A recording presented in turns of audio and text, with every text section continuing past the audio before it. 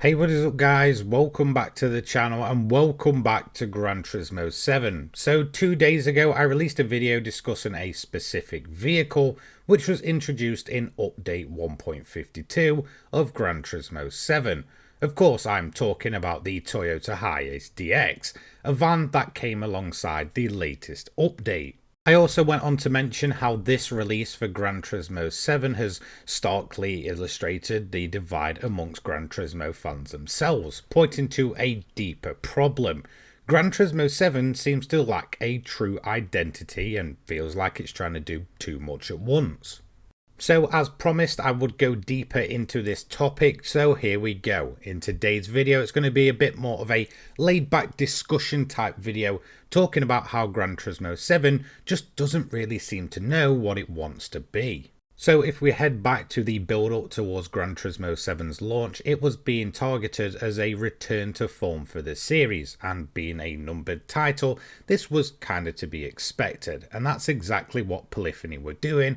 We're tugging on those nostalgia strings that this would be a true return to form. Of course, what we really saw from the likes of Gran Turismo 1 all the way to Gran Turismo 6. And of course the previous title in the franchise was Gran Turismo Sport, which was a fair departure from what we typically seen with Gran Turismo games up to that point, being mainly multiplayer and esports focused.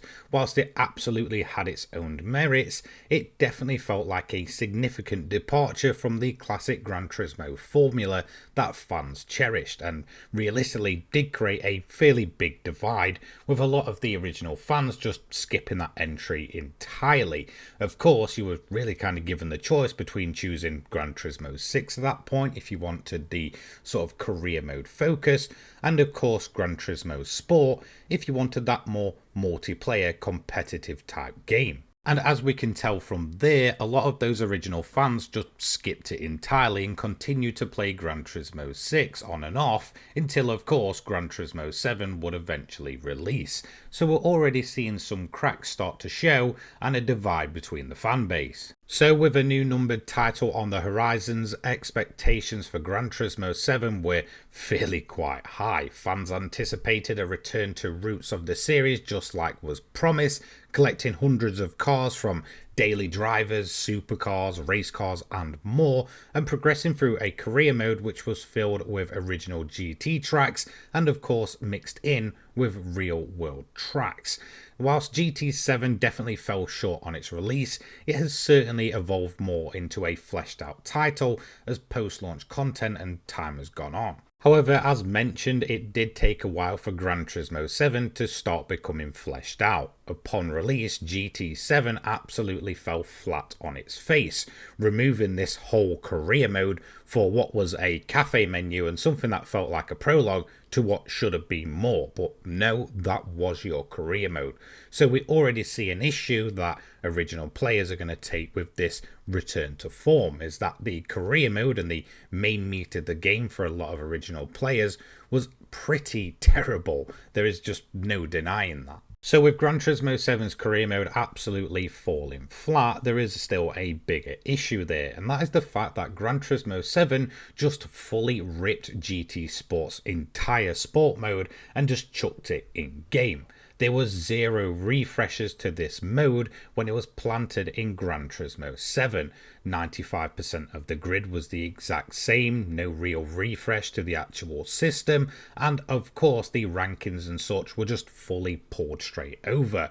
There was nothing new here, and whilst of course the core multiplayer experience is certainly fun, it was stale straight out of the gate. And of course, with Gran Turismo Sport Mode being a full rip of GT Sport Mode, the lack of modern licenses and of course the lack of updates and refreshes to GT7's version of Sport Mode, it kind of led to this whole situation where you've got a player base that is frustrated with the single player and those original fans aren't really getting what they want, and of course the more newer, more esports focused fans are just getting the exact same thing, just in the next title of Gran Turismo. There was really no pleasing anybody here. And that's not really making mention that the sport mode in Gran Turismo 7 was absolutely worse than what we saw in GT Sport, with connection dropouts, disconnects and more.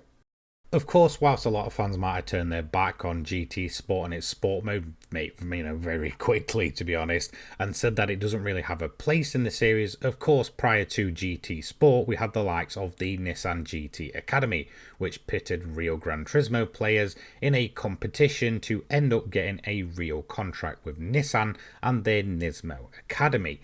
So honestly, it really wasn't that surprising to see that eventually Gran Turismo would have this likes of sport mode and competition. However, of course, that is now defunct and pretty much long gone. Of course, this was then replaced by the World Series, which worked absolutely fine in GT Sport as a way to push the game and its competitive aspect, but of course just slamming it in Gran Turismo 7 without any single update to it whatsoever, and very much outdated machines, of course did show off that there was a divide not only in the original players, but now the sport mode players themselves.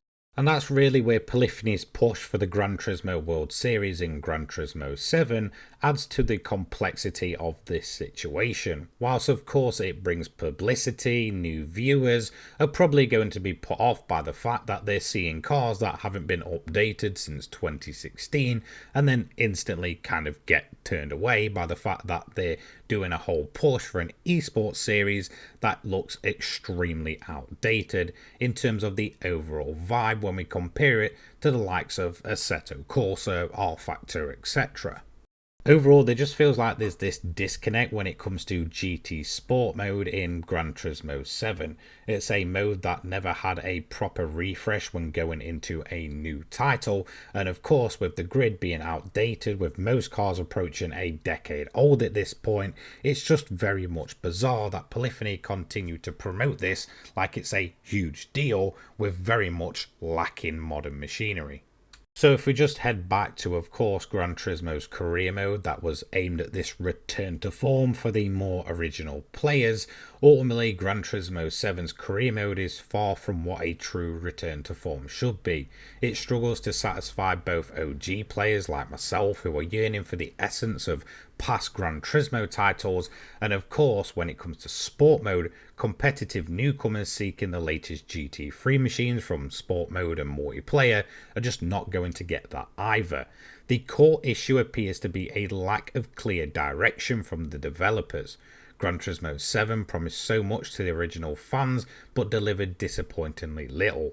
By attempting to bridge the gap between classic and competitive racing and of course the numbered titles and the spin-off Gran Turismo Sport, it's inadvertently created a divide within its player base, leaving both long-time fans and newer players just feeling underwhelmed, no matter whether you want the single-player experience and a true fleshed-out career mode, or of course a more competitive multiplayer experience. So certainly overall, I would just have to say that Gran Turismo 7's just strange feeling across the board just seems to be the lack of pure direction. Of course, it was marketed as this whole return to form, and then on one hand we've got the GT Sport stuff that was just directly pulled and then not really built upon. It just really creates this huge disconnect with both single player fans and multiplayer fans just not really feeling satisfied. Now, of course, for me, as someone that's grown up with like Gran Turismo 2, 4, 5, etc., I really wanted this to be a proper return to form. And whilst the post-launch content does sometimes kick at my nostalgia strings, of course, the likes of the High Ace and the whole daily driver weird vehicle, kind of thing, and the likes of the, Honda NSX 2000 and the Toyota GT1 do a good job of filling me with hope that this will end up like the Gran Turismo title it was promised to be. It still feels like its true lack of direction is massively holding it back. For me personally, I think the best thing to do would be to have the numbered titles as a proper career mode focused, maybe the more fun multiplayer lobbies, focus on those for the multiplayer side, and of course keep the likes of GT Sport going for the competitive scene as a spin-off title, instead of combining them and mashing them up into one. That creates this huge divide and disconnect between what players want and really where the game should go. Anyway, that's just my opinion. Let me know what you think in the comments down below. Thank you so much for watching. I hope you have a fantastic rest of your day. Take care, guys. Peace.